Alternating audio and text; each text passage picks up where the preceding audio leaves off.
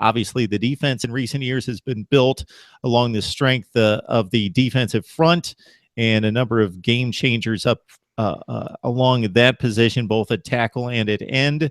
Anything that's going to supplement there that catches your eye? Well, I think when you look at the defensive side of the ball, there's also some areas of concern, and it's up front. They have not had a great go as far as commitments so far at the defensive end and defensive tackle positions. Alec Jackson is one of the most recent commitments out of Montgomery, and he's a good football player. Right now, he profiles as a defensive end, but they believe he's going to grow into a three technique and be a defensive tackle there on the inside. There's a couple more guys that they're taking a look at. Cameron Spence and Aubrey Solomon are guys they've been tracking for a while, and you don't know what's going to take place there. They're very heavily recruited guys. They're not considered to be a great percentage for Auburn.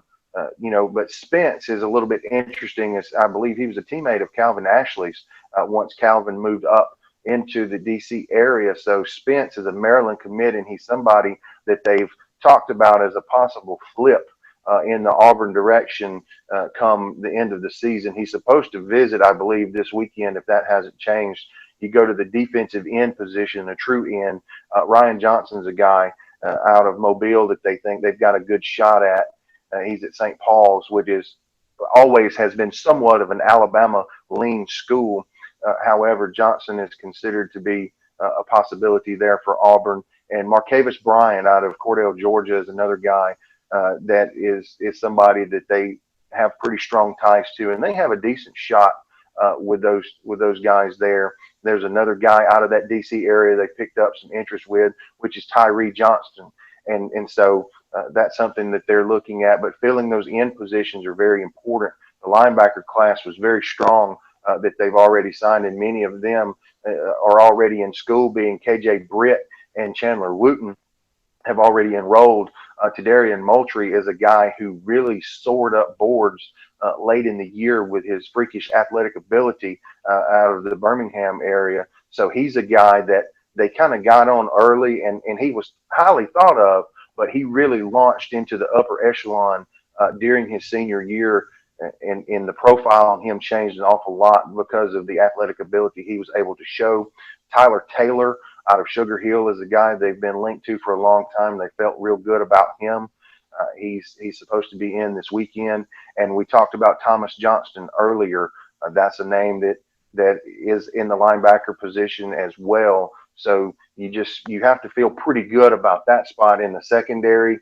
I believe they've about filled up Malcolm Askew, an early enrollee, very talented guy. Going to get a look at corner first.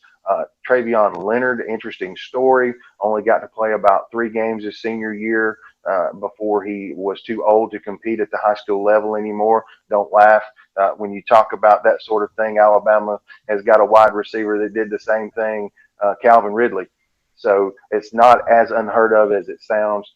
The safety position, they got early commitment from Carlito Gonzalez and Jordan Peterson, and that's gone well for them. They would take a commitment from Devon Hunter out of Chesapeake, Virginia, if he wanted to commit. They're good at the special teams position, as Daniel Carson's brother Anders is committed, and he'll have a year with Daniel. And then I think Bill Taylor is committed as a long snapper and will count against the 2018 numbers, and he's out of, Tuscaloosa, Alabama. Yeah, Askew listed as an athlete right now at 24/7, as you mentioned, out of McHale, Alabama. Top 10 recruit in the state and number 8 at his position in Moultry. Quite the talent, as you allude to as well. 6'2", 225 is an inside linebacker, number 3 at his position in the nation, and 4th in the state of Alabama. So it's an 8th rated class right now. Usually that puts you around 3rd or 4th in the SEC, and that's the way it shakes out right now for Auburn, but still much to be decided in the next 13 days. Jamie Hancock from Preps Nation joining us to break down the Auburn class, give us a look at those guys that Gus Malzahn is still trying to reel in before National Signing Day on February 1st. Jamie, we appreciate the time. Mark, I appreciate joining you each and every week.